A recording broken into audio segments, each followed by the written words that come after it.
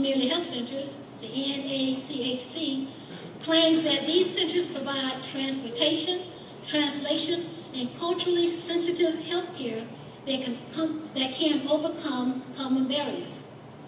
These centers also act as a one-stop health care provider. The doctor, dentist, pharmacist, and psychiatrist usually reside together. And this is a blessing for those who have transportation needs. The cost to the patient is the lowest in the country. Visits to a center oftentimes eliminate expensive hospital stays and specialty care and reduces taxpayers' liability. The NACHC also reported that America could achieve annual health care cost savings of $67 billion if community centers became the norm. The cost for a patient using one of them is 41% lower than those using standard health care facilities. Today, these centers save the healthcare system from $10 to $18 billion annually, numbers that could double if we built more healthcare centers. Also, statistics indicate that emergency room visits by Medicare recipients were reduced by 1/3 after they regularly visited a community health center to meet their medical needs. Now, during an interview, radio personality Ernst Bernard would ask a question like, who uses community health centers?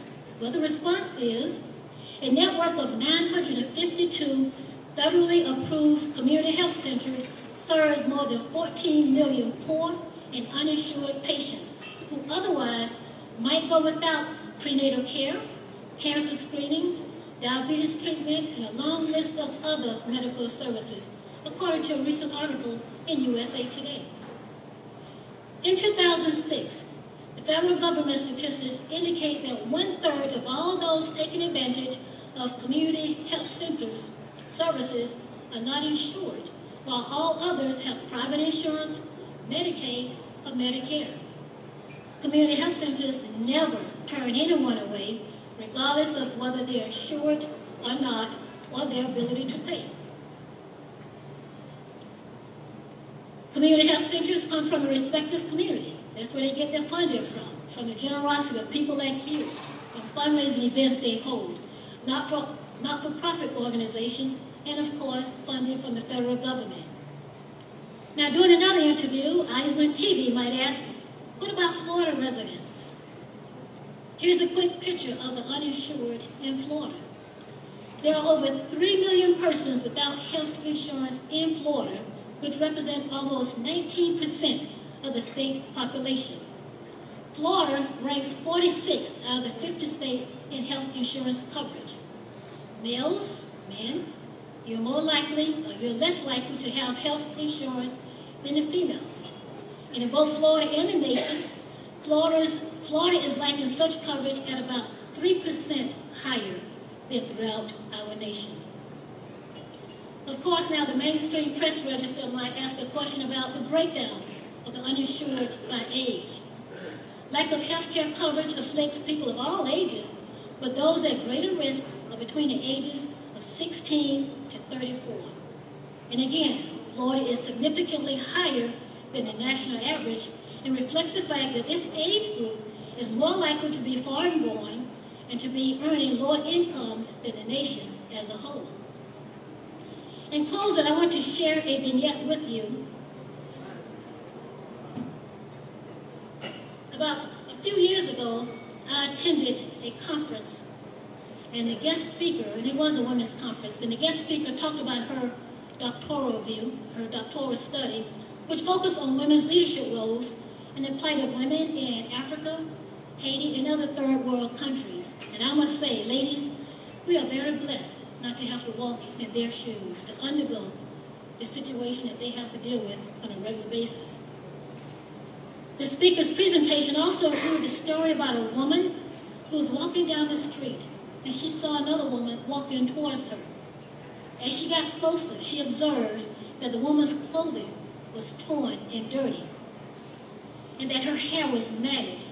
She noticed that the woman was shivering, that her torn clothing could not protect her from the cold wind. She also noticed that the woman was very frail and appeared as though she had not eaten in days.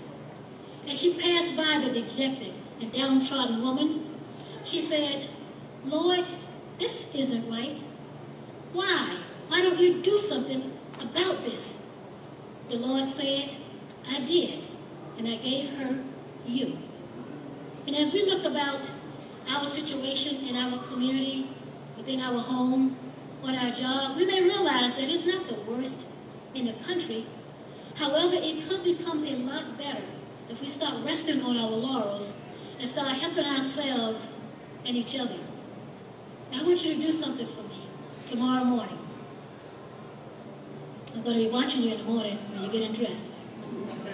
Tomorrow morning, I want you, as you look in the mirror, I want you to ask yourself, where do I want to be next year? Where do I want to be in 5 years? Am I satisfied with my health, especially men? Am I satisfied with my health? Am I satisfied with my family's health? Is there someone that I can provide inspiration to? Is there someone out there who could use my helping hand? And to my friend Anna Pierre, right now, I gotta say, I ain't got no job.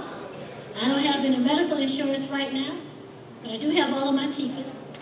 But most importantly, I feel that there is someone out there that could use my helping hand, and I want to present a check to the Anna Pierre Education Center in the amount of $500, so you can continue in your efforts to provide health care to those who do not have the financial ability to do so.